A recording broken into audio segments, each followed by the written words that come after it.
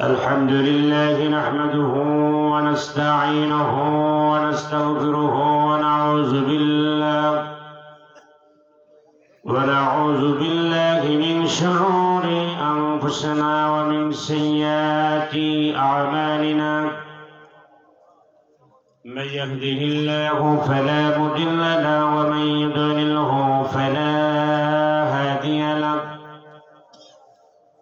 ونشهد أن لا إله إلا الله وحده لا شريك له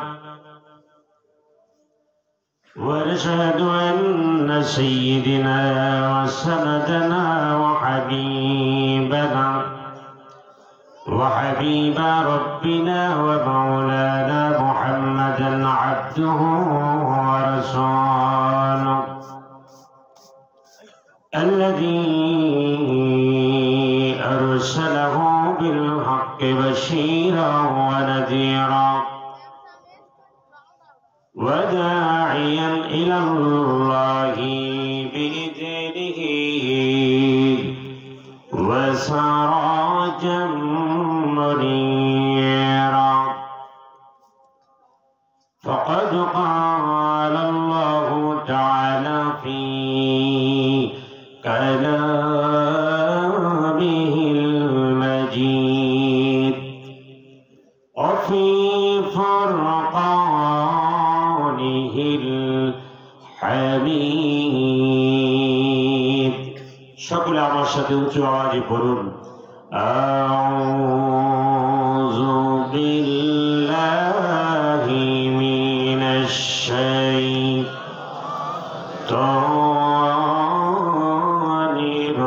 রাজীম। দুই তিন ইঞ্চি পেছনে গেলে আর মাইকে শব্দ যায় না। একটু মাইক অপারেটর যে আছেন বিষয়টা দেখেন। আবার পড়ুন আউযু বিল্লাহি মিনাশ শাইতানির রাজীম। উচ্চ আওয়াজে পড়ুন। এটা আমরা সকলেই পড়ি এবং পড়তে হবে, কারণ আল্লাহ পাক বলেছেন ফাইযা ক্বরাআতাল কুরআন ফাস্তাইজ বিল্লাহি মিনাশ শাইতানির রাজীম। তোমরা কোরআন তেলাওয়াতের আগে কমাস কম আউযু বিল্লাহি মিনাশ শাইতানির রাজীম পড়ো, কারণ তোমরা কোরআন পড়তে বসলে তখন ধোঁকা দেবে কে? আর জোরে বলুন। সেই শয়তানের ধোঁকা থেকে বাঁচতে আমরা চাই কি চাই না? তাহলে উঁচু আওয়াজে পড়ুন আউযু বিল্লাহি মিনাশ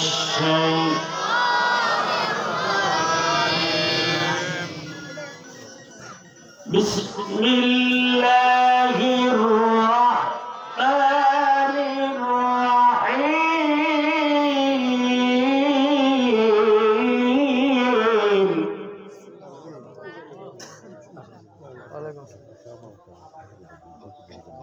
ইদাস সামাউ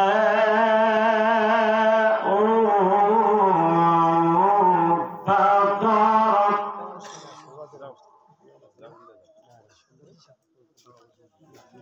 إذا السماء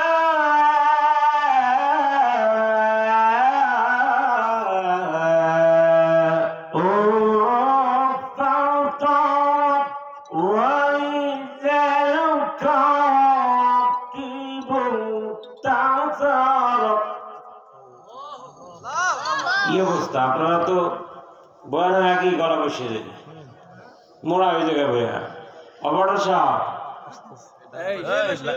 কোন পাশে কি অবস্থা? মাইক্রোফোন একটা বাজে না। তোমার তো এক্সপেরিয়েন্সই কিভাবে হবে? তোমার তো বয়সই হয় না, তোমার এই জায়গায় বাড়াইছে মাইকেশন। আল্লাহ পুরো পরিবেশ, মাইক অপারেটর, বক্তা, শ্রোতা আল্লাহ সবাইকে হেফাজত করে বলো না আমিন। তুমি বক্সে ইকো দাও, শব্দ দাও, বাহিরে তো দরকার নাই, সব জায়গায় আছে। আমরা এখানে যারা আছি, মা বোন যারা আছে, এরা শুনবে।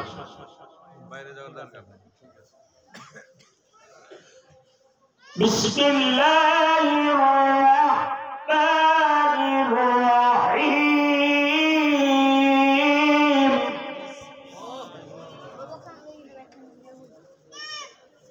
إذا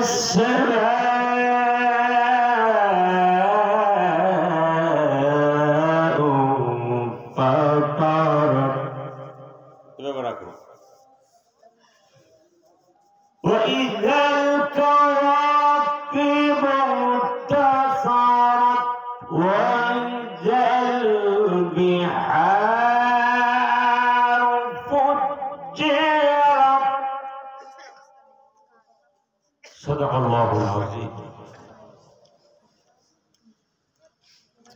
وقال تعالى إن الله وملائكته يصلون على النبي আর হাত দিও না নাকি ঠিক আছে এভাবে থাকুক চলবে ইনশাআল্লাহ وقال تعالى إن الله وملائكته يصلون على النبي يا أيها الذين آمنوا صلوا عليه وسلموا تسليما اللهم صل على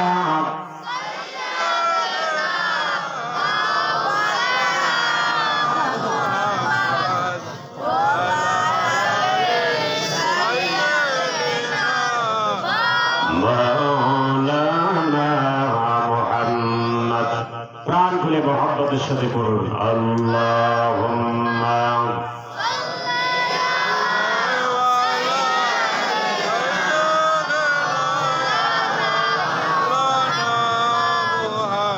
وعلى آل سيدنا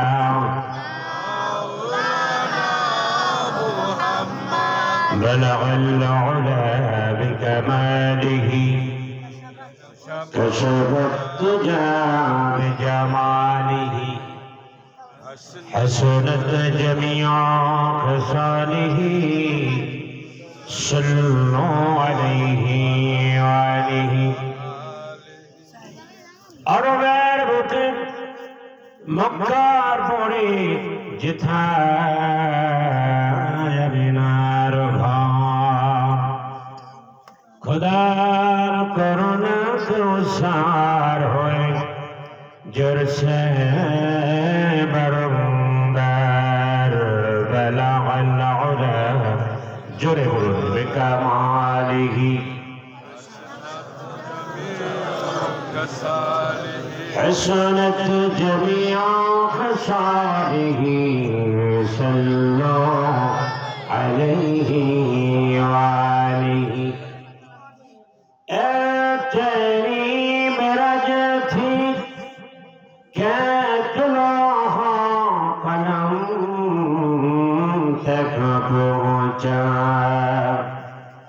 اور میری مرج ہے کہ میں یہ تیرے قدم تک پہنچا بلاغ العلا بكماله كشف الدجى بجماله حسنت جميع خصاله صلوا عليه وآله لا إله إلا الله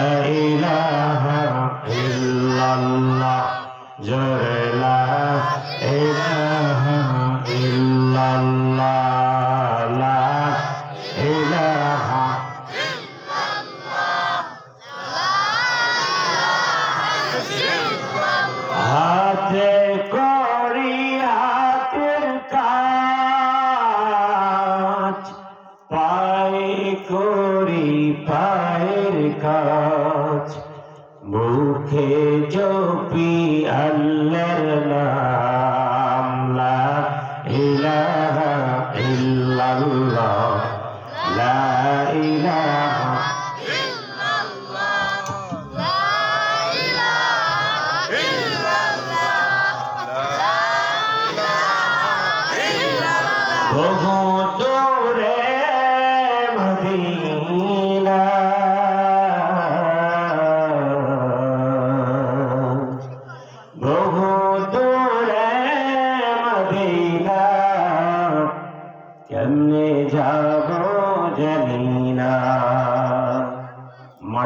মধ্যে যারা আছেন মদিনায় যাওয়ার ইচ্ছা আছে কারো? দুই হাত উঁচু করে দেখা, নারায় থাকবেন। আল্লাহ হাতগুলোকে মদিনার জন্য কবুল করে, জোরে বলেন আমিন। আচ্ছা, বহু দূরে মদিনা কেমনে যাব জানি না, দয়া করো দয়াল আল্লাহ, দয়া করো দয়াল আল্লাহ, নসিব করো মদিনা। জোরে লা ইলাহা ইল্লাল্লাহ, জোরে লা ইলাহা ইল্লাল্লাহ, লা ইলাহা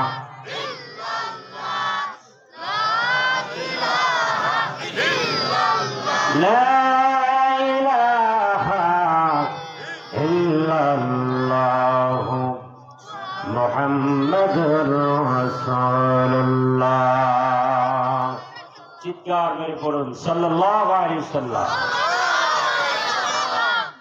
বাবা তুমি কেমন আছো? ছোট্ট মাটির ঘরে কার কার বাবা, কার কার মা ছোট্ট মাটির ঘরে গেছে? দুই হাত উঁচু করে দেখা, নারায় থাকবে। সবাই না, মা বাবা কার কার গেছে কবরে? হাত নামান। তাহলে এখানে অনেকেই মানে ম্যাক্সিমাম বেশিরভাগ আমাদের মা বাবা কবরে চলে গেছে।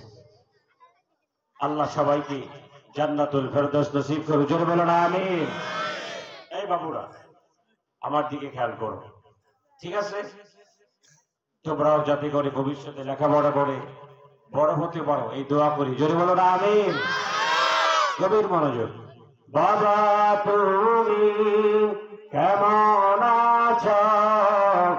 ছোট মাটির ঘরে তোমার কথা হৃদয় মাঝে পড়ছে বারে বারে, পড়ছে বারে বারে। বাবা গো বাবা, বাবা গো ও বাবা, তোমার মতো আপন কেহ পাই না তো আর খুঁজি, তাই তো আজ ঘুমের ঘরে অশ্রুতে যাই বিধি। তোমার মতো আপন কেহ পাই না তো আর খুঁজি, তাই তো আজ ঘুমের ঘরে অশ্রুতে যাই ভিজি। ভালো থেকো সুখে থেকো পরম সুখে জান্নাতের ভেতরে, তোমার কথা হৃদয় মাঝে পড়ছে বারে বারে, তোমার কথা হৃদয় মাঝে পড়ছে বারে বারে। ভালোবাসি তোমায় বাবা, ভালোবাসি তোমায় বাবা, বুকটা যে যাইছি রে, তাই তো আজ ঘুমের ঘরে অশ্রুতে যাই বিঝি। চিন্তা করছে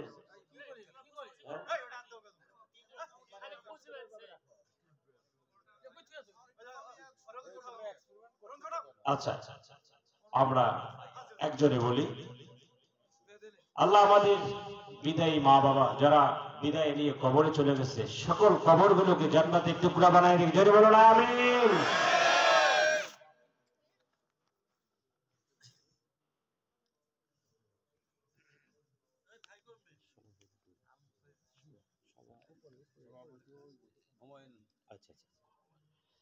জনাব সভাপতি জনাব মোহাম্মদ হুমায়ুন কবির সাহেব, সভাপতি টুপের বাড়ি মধ্যপাড়া শাহী জামে মসজিদ, আল্লাহ পাক আজকের মাহফিলের সভাপতিকে হায়াতে তৈয়বা দান করুক, দ্বীনের জন্য কবুল করুক, দেশ ও জাতির জন্য কবুল করুক, জোরে বলো আমিন।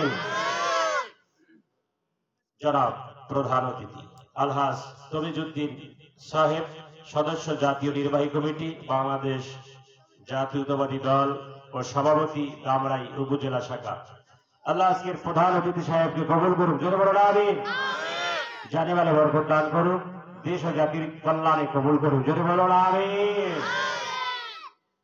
আমার পূর্বে কয়েকজন দায়ী কথা বলেছেন, এরপরে সম্মানিত অতিথিবৃন্দ রয়েছেন, সময় স্বল্পতার কারণে সকলের নাম বললাম না, সকল অতিথিকে আল্লাহ পাক কবুল করুক, জোরে বলো আমিন। স্টেজে উপস্থিত রয়েছেন এলাকার গণ্যমান্য ব্যক্তিবর্গ, হাজরাত উলামায়ে কেরাম, আমার সম্মুখ ভাগে নির্ধারিত প্যান্ডেলের মধ্যে বসা রয়েছেন যুবক তরুণ ভাইয়েরা, কচিকাঁচা সোনামণিরা, বৃদ্ধা বাবাজিরা, পর্দার ভিতরে রয়েছেন শ্রদ্ধেয় সম্মানিতা, আমার মতো হাজারো বক্তা, হাজারো আলেম যারা জন্ম দিয়েছেন, সে সমস্ত সম্মানিতা শ্রদ্ধেয় আম্মাজান ও বোনেরা, সকলের প্রতি হৃদয় নিংড়ানো সালাম, আসসালামু আলাইকুম ওয়া রাহমাতুল্লাহি ওয়া বারাকাতুহু। এখনো সেই প্রত্যাশিত আওয়াজটি পেলাম না, পেছন থেকে একদম অলসতার সাথে, ইভেন অবহেলা। আমি তো আপনাদের মেহমান, কথা ঠিক না ঠিক?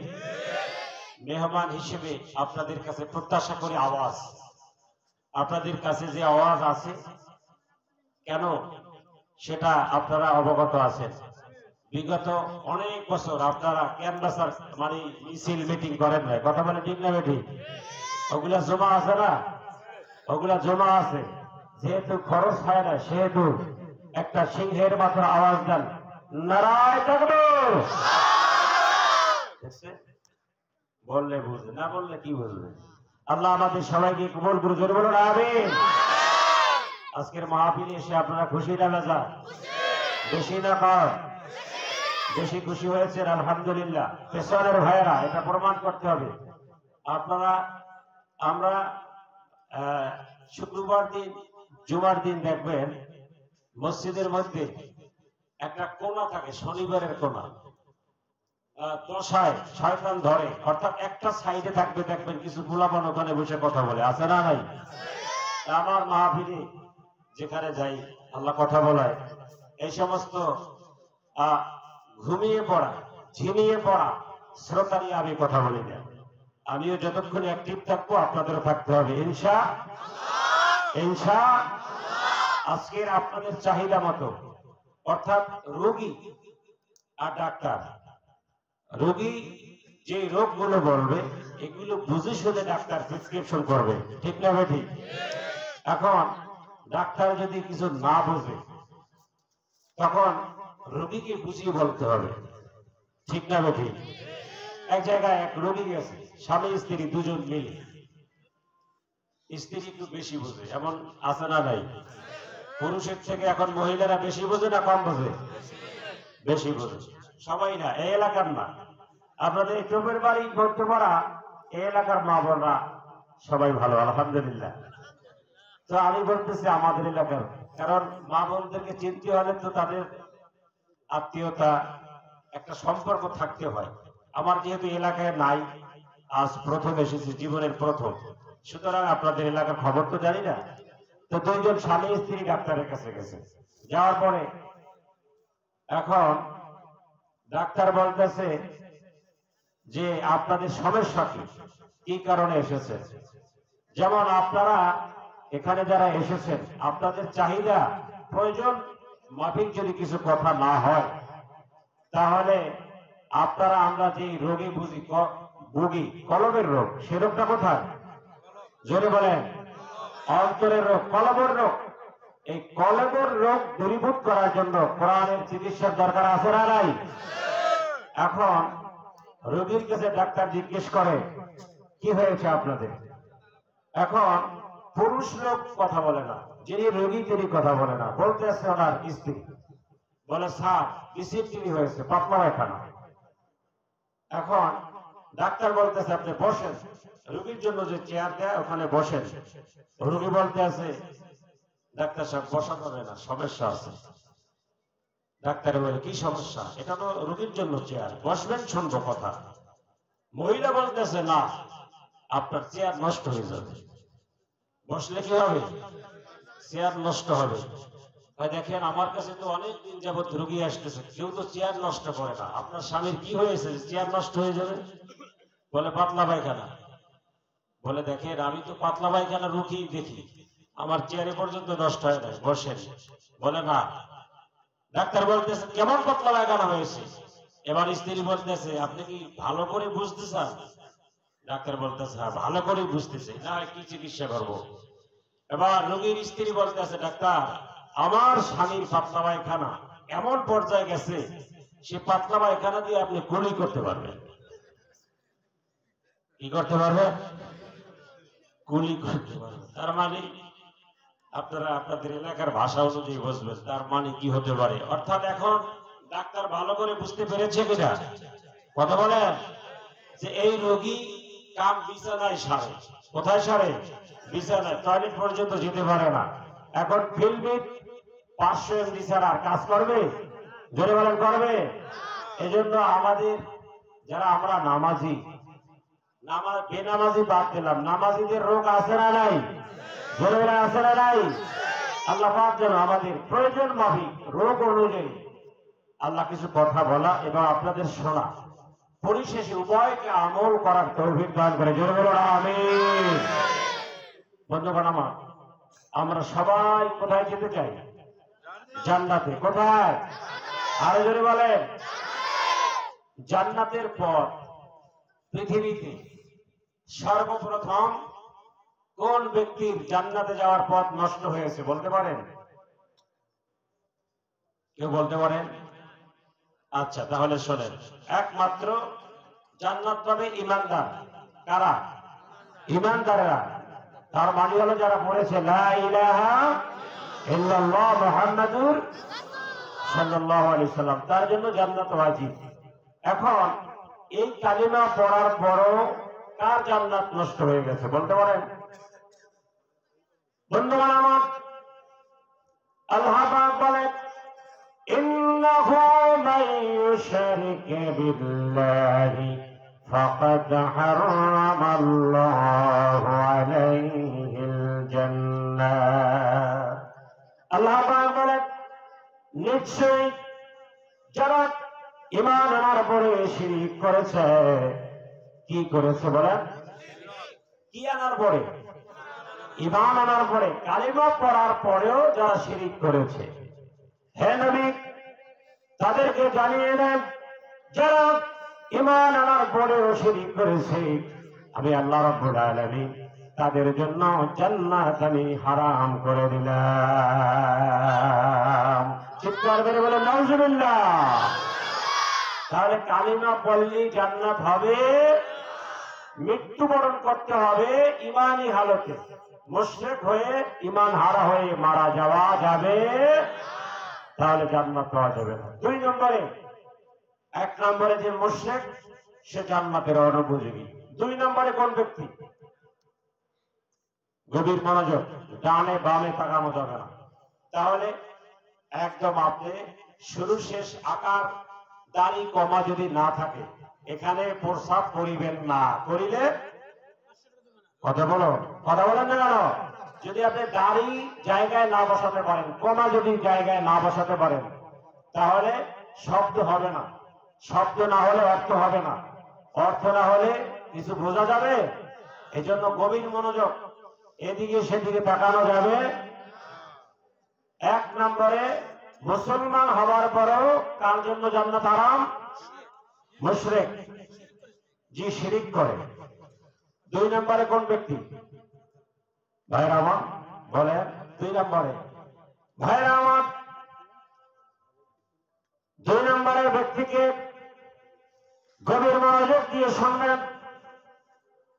এই পৃথিবীতে দুই নম্বর ব্যক্তি যিনি জাহান্নামে তো জানেনি, আর এই পৃথিবীতে তার কপালটা পড়ে যাবে, ভাগ্য সুপ্রসন্ন হবে না। ব্যবসা করবেন লস, বিদেশে গমন করবেন মেডিকেলে ফেল, এয়ারপোর্টে দেখবেন আপনি অন্য মামলায় আসামি হয়ে গ্রেফতার। সবাই রাস্তায় ভালোভাবে চলে, আপনার গায়ের উপরে গাড়ি উঠে গেছে, দুর্ঘটনায় পড়ে যাবেন সেই বদ আমলটি করলে। ভাইরা আমার, যেখানে হাত দিবেন সেখানে লস। সকলের ক্ষেতের ধান ফসল ভালো, আমদারটায় নাই, আছে না নাই? সকলে ব্যবসা শুরু করে লাভবান হয়েছে, আপনি লাভের চোখ দেখতে পারবেন না ওই কাজটি করলে। সেই কাজটিকে এবার আসুন এভাবে শুরু করি। দিল্লি থেকে এক ব্যক্তি হজে রওনা হয়েছে, পায়ে হেঁটে রওনা হয়েছে। পরে সে পাকিস্তান গিয়ে রাত যাপন করবে, তার বাড়ি ইন্ডিয়ায়। পায়ে হেঁটে সৌদি আরব যাবে, হজ করবে। এখন তিনি বাড়ি থেকে বের হবেন, এমন সময় তার মা বলে, বাবা আমার শরীরটা খুব খারাপ, বাবা তুই ছাড়া তো আমার কেউ নাই, তুই এবার হজে যাস না বাবা, আমি মনে হয় বাঁচবো না, আমার কে কবর দেবে, কাপড় কাপড়, তুই বাবা যাস না, আমি মনে হয় বাঁচবো না, তুই পরের বছর হজে যা। ছেলে বলল, মা আমি তো অনেকবার হজ করেছি, আমি হজের পাগল হয়ে গেছি, কাবার পাগল হয়ে গেছি, কাবা ছাড়া আমি কিছু বুঝি না, মা তুমি বাধা দিও না, আমাকে হজে যেতেই হবে।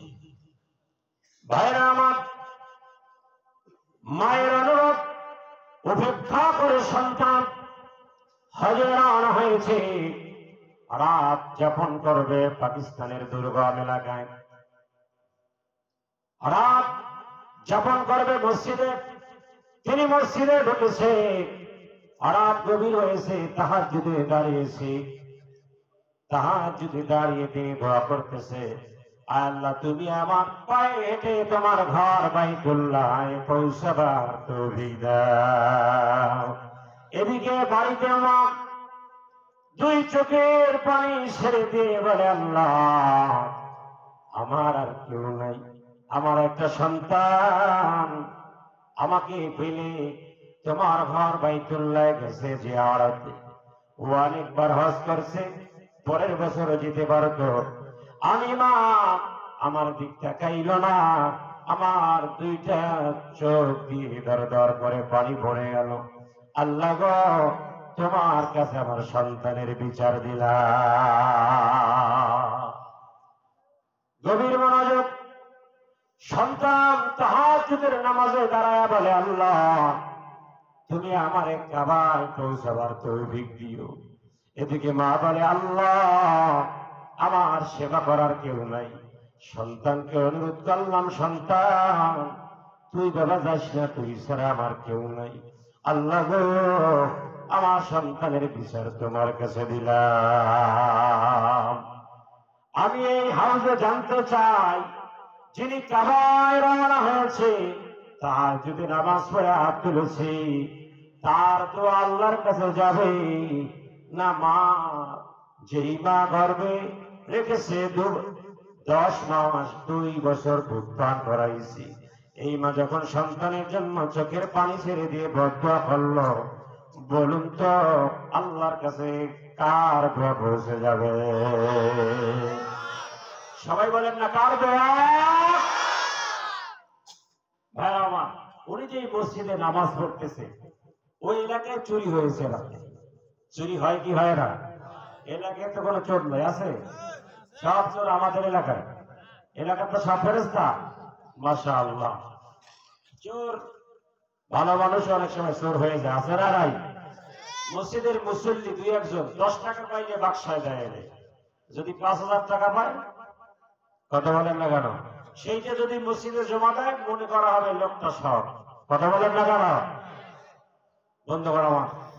এখন এলাকায় চুরি হয়েছে, লোকজন ধাওয়া করছে চোর ধরার জন্য, চতুর্দিক থেকে লোক পড়ছে, পড়ার পরে চোট পেছারা দেখতেছে বাঁচার উপায় নাই, অনেক চিন্তা করছে মালামাল মসজিদের সামনে রেখে পালাই। চতুর্দিকে লোক, উনি মসজিদের সামনে মালামাল রেখে আত্মগোপন করেছে, যান বাঁচাই, খয়রাত লাগবে না, কুত্তা ফিরাও আছে না নাই। এখন লোকজন দাওয়া করতে করতে ওখানে এসে দেখে মসজিদের সামনে চুরি যাওয়া মালামাল ওখানে। এখন লোকজন মনে করতেছে মালামাল যেহেতু এখানে, সেহেতু চোরও কাছাকাছি, কথা বলে না কেন, চোর দূরে যেতে পারে না, কাছাকাছি আছে। উনি লোকজন দেখতেছে কোন জায়গায় চোর পাওয়া যায়। হঠাৎ একজনের টর্চ মেরে দেখে মসজিদের দরজা খোলা, দরজা খোলা হঠাৎ, মানে কি আজান হয় না এখনো, এখানে এই লোককে। যাই হোক, লোকজন ঢুকেছে মসজিদে, ঢুকে দেখে কি এই লোকটা এই এলাকার না, ইভেন পাকিস্তানি লোকদের চেহারা হলো স্পেশাল, কথা বলেন ঠিক কিনা। তাদের চেহারা, বডি ফিটনেস, ভাষা সবই আলাদা। লোকটাকে দেখে তাদের সাংঘাতিক সন্দেহ হলো। তারা বলল, ভাই আপনার ঠিকানা? যেই ভাষা দিয়ে উনি উত্তর দিয়েছে, ভাষা ঠিক আছে, কথা বলেন না কেন, ইন্ডিয়ার ভাষা পাকিস্তানের ভাষা দিয়ে লোকটাকে সন্দেহ করে চোর হিসাবে ধরলো। তারা হাত পা বাঁধলো, মাথা কামাইয়ে দিল। কি কামাইয়ে দিল? হজে যাওয়ার আগেই মাথা কামাইয়ে দেওয়া হয়েছে। ভাইরা আমার, কাজীর কাছে নেওয়া হলো, বিচারকের কাছে নেওয়া হলো, আর বলা হলো বিচারক লোকটা রাতে চুরি করেছে, ধরা পড়েছে। ধরা পড়ার ভয়ে লোকটা ছদ্মবেশী চোর নামাজি সেজেছে, এই চোরের আমরা দ্বিগুণ বিচার চাই। কয় গুণ? এক, চুরি করার বিচার, আর চোর কেন নামাজি সাজে, এই দুই বিচার। ভাইরা আমার, যারা মায়ের দোয়া পছন্দ হয় না, মা কিছু বুঝে না, বাবা বুড়ো হয়ে গেছে, বাবা কিছু বুঝে না, তুমি সব বোঝো, গভীর মনোযোগ, কান দুইটা হরিণের মতো, খরগোশের মতো খাড়া করে গভীর মনোযোগ দিয়ে শোনো। বন্ধুগণ আমার, বিচারক বলল, পাকিস্তানের মাটিতে চুরির বিচার হয় কোরআন মাফিক। আল্লাহ পাক বলেন, والسارق والسارقة فاقطعوا أيديهما جزاء بما كسبا نكالا من الله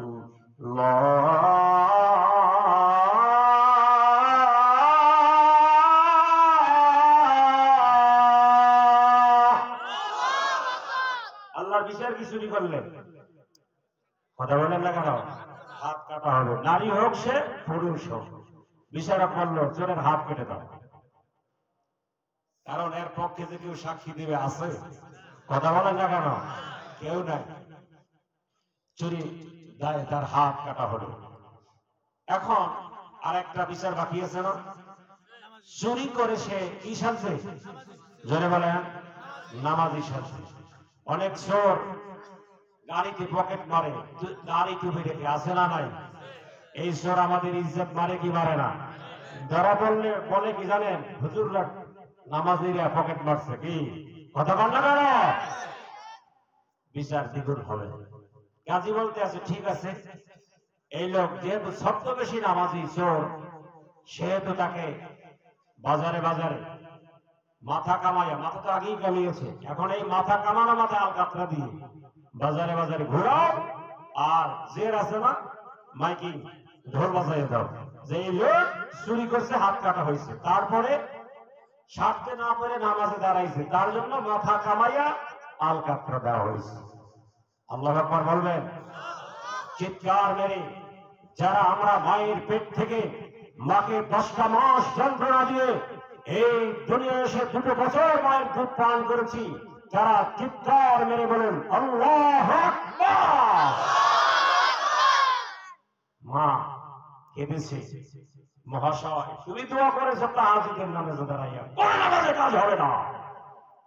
মা চোখের পানি ছেড়ে দিয়েছে। ভাইরা আমার, এবার হাজী সাহেব বলতেছে, ও বিচারক সাহেব, কাজী সাহেব, আপনি যাকে অ্যানাউন্স করতে বলেছেন, মাইকিং করতে বলেছেন, তাকে এই কথাটা বলে দেন আমি চোর না। চুরির দায় হাত কাটা হয় নাই, বরং আপনি বলে দেন, হে জগৎবাসী শুনে রাখো, একটা কারণে আমার হাত কাটা গেছে, তা হলো মায়ের কথা না শোনার কারণে।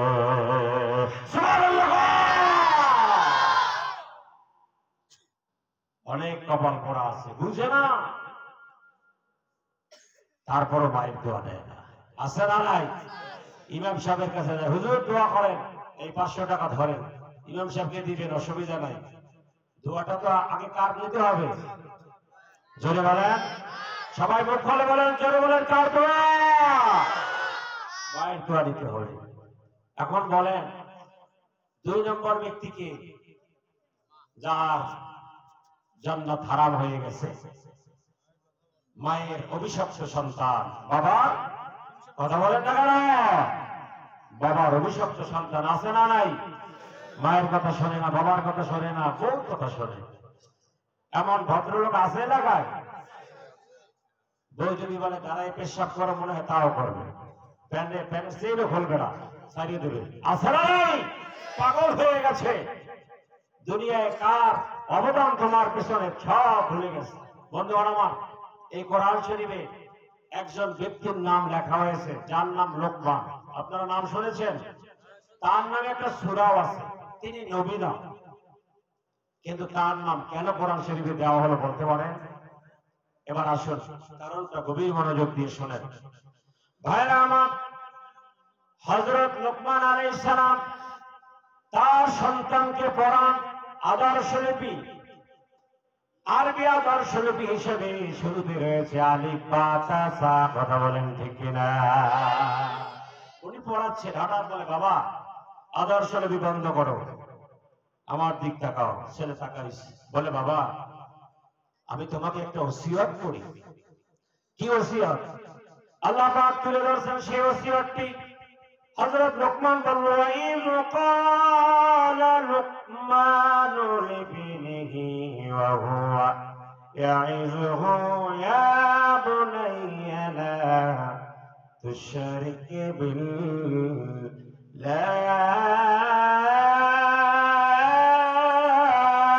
আল্লাহু আকবার।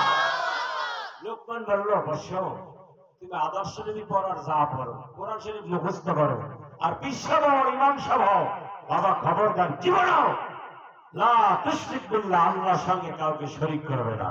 সুবহানাল্লাহ। আল্লাহর সাথে কাউকে কি করবে না?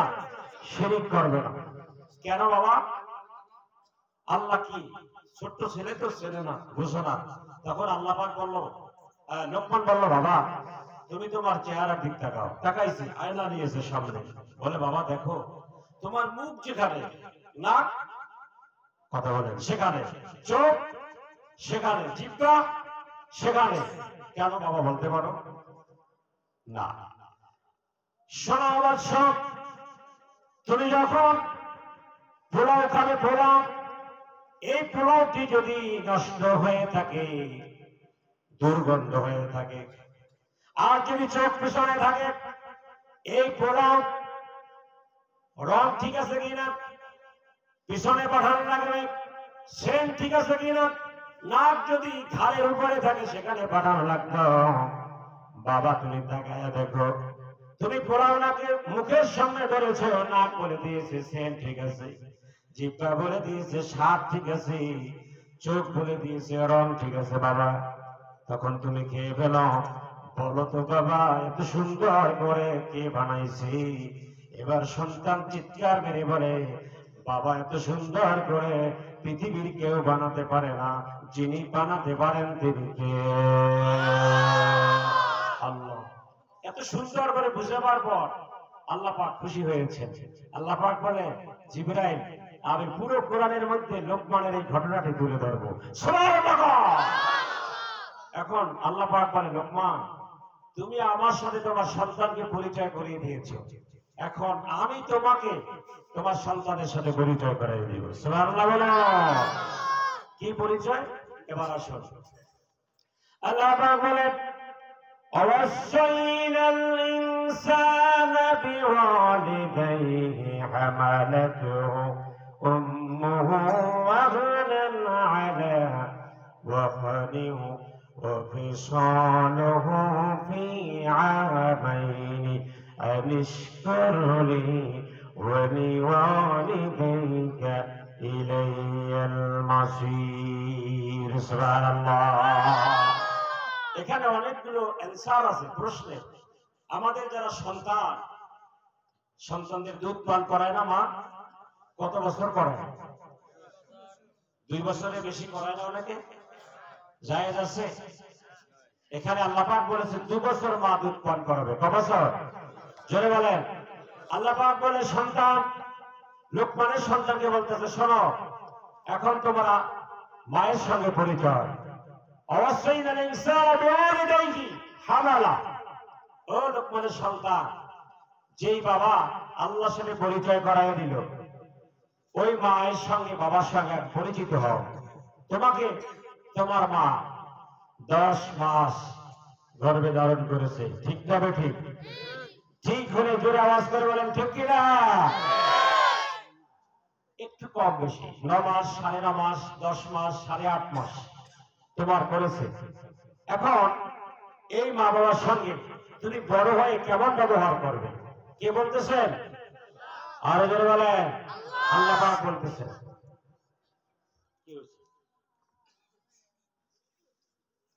বন্ধুগণ আমার, এখন আল্লাহ পাক লোকমানের সন্তানকে বলতেছে, ক বছর পেটে রেখেছে?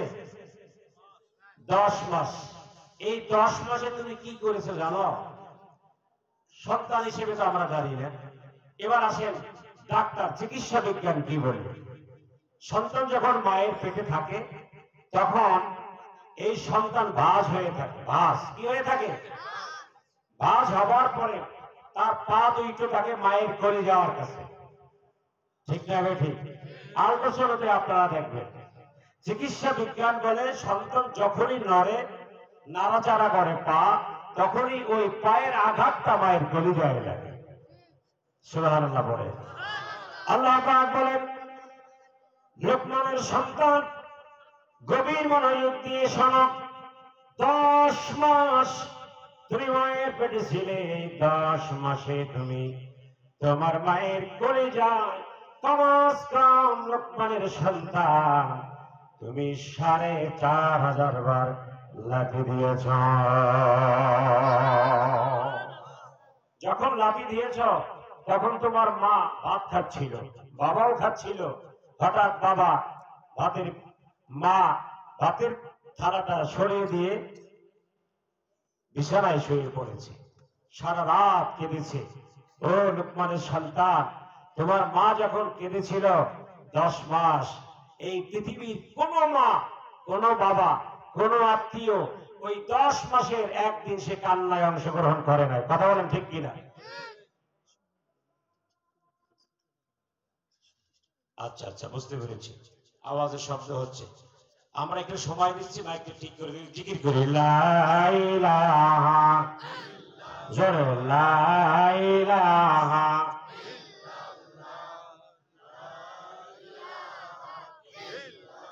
জোরে লা ইলাহা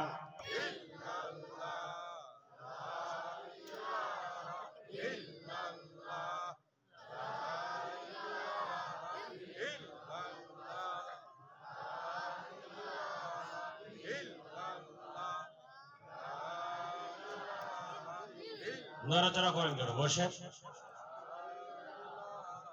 লা ইলাহা ইল্লাল্লাহ লা ইলাহা ইল্লাল্লাহ জোরে লা ইলাহা ইল্লাল্লাহ। সামনে এসে বসেন, যারা আছেন সামনে এসে বসেন, সামনে এসে বসেন, চেয়ারগুলো পুরো করেন। জোরে লা ইলাহা, মাইক ঠিক হচ্ছে না।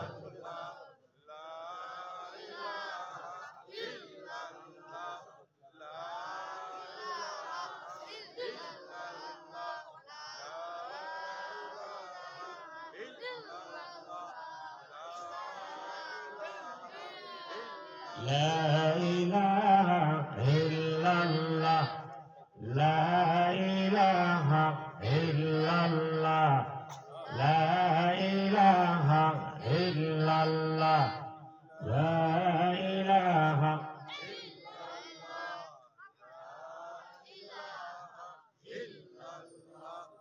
لا إله إلا الله جرى لا إله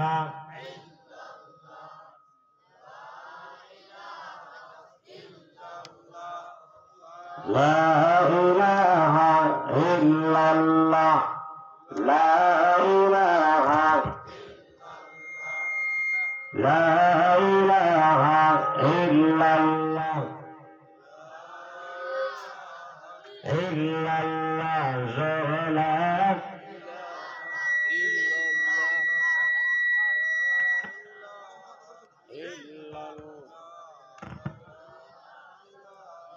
إلا الله